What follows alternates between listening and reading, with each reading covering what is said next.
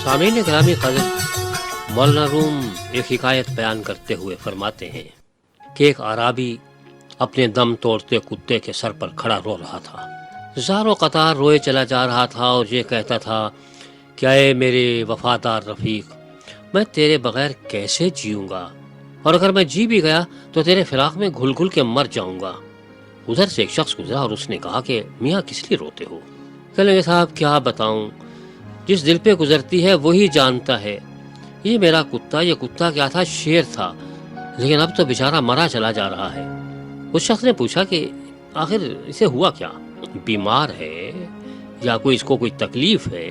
कहेंगे साहब ना बीमार है ना जख्मी है, बस भूख से मर रहा है। तो शख्स ने कहा कि ठीक है भैया, भूख का तो कोई इलाज नहीं है, अब खुदा तुम्हें सब सब्र करो अजर देगा, लेकिन एक बात तो बताओ, ये तुम्हारी ये पुश्त पे ये गठड़ी कैसी है?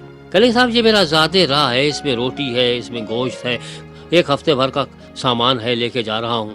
तो शख्स ने कहा, तुम बड़े अजीब गरीब आदमी हो, अरे एक हफ्ते का सामान लेके जा रहे हो, उसमें रोटी भी मौजूद है, उसमें गोश्त भी मौजूद है, कुत्ता तुम्हारा भूखा मर रहा है तुम्हारे सामने, और तुमसे ये नहीं हो सकता कि रोटी का एक टुकड़ा कुत्ते को दे दो, उसकी जान बचा लो?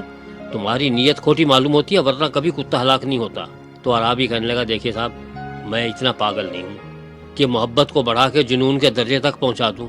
आंसू बहाने से तो मेरा कुछ नहीं बिगड़ता, लेकिन अगर ये रोटी इसको दे दूँ, भूखा तो मैं मरूंगा।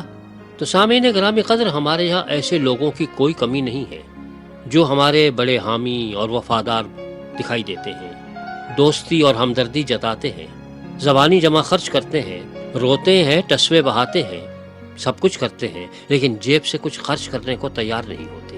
क्योंकि बात यह है कि लोग ये समझते हैं कि प्यार शायद उस जज्बे का नाम है जिसकी बिना पर आप किसी की तरफ खिंचे चले जाते हैं, लेकिन जेब से कुछ ना जाए, कुर्बानी ना देना पड़े। अगर कुर्बानी देना है तो महबूब दे, मुहिब कुर्बानी ना दे। ये हमारे यहाँ तकरीबन यही रवैया रहा है, और इसी किस्म के लोगों से हमारा साबका भी पड़ता है कि बड़ी मोहब्बत जताएंगे, रोएंगे, बिलबिलाएंगे, लेकिन करेंगे किसी के लिए कुछ नहीं। अमली तौर पर मोहब्बत का इजहार नहीं करेंगे, ज़बानी तौर पर ऐसे ऐसे अल्फाज इस्तेमाल करेंगे, वो शायरी करेंगे कि आदमी दंग रह जाएगा। लेकिन अमली मोहब्बत करने वाला है कौन? वो चाहिए जो टूट के प्यार करे, और हमें वो दिखाई कोई नहीं देता।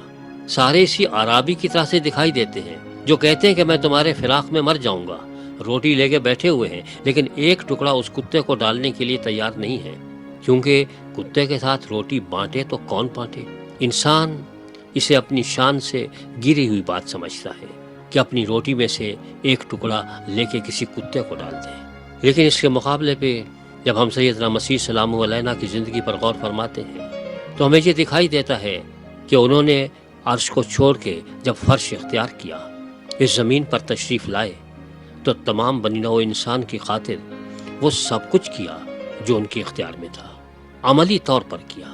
इंसान की मिसाल खुदा के सामने कुत्ते से ज़्यादा नहीं है, इससे ज़्यादा बड़ी वक़्त नहीं रखता, लेकिन वो उन्हीं के साथ बैठे, उनके साथ खाया पिया, उनको अपने साथ बिठाया, अपने दस्ते रास्त बनाया, सबके साथ इस नेक सलूक किया, उन पे इनायात फरमाई, उनकी बीमारियां दूर फरमाई, क्योंकि ऐसा मोहब्बत करने वाला और मिलेगा कहाँ। हमें वो आराबी नहीं चाहिए जो आंसू बहाए लेकिन खिलाए कुछ नहीं।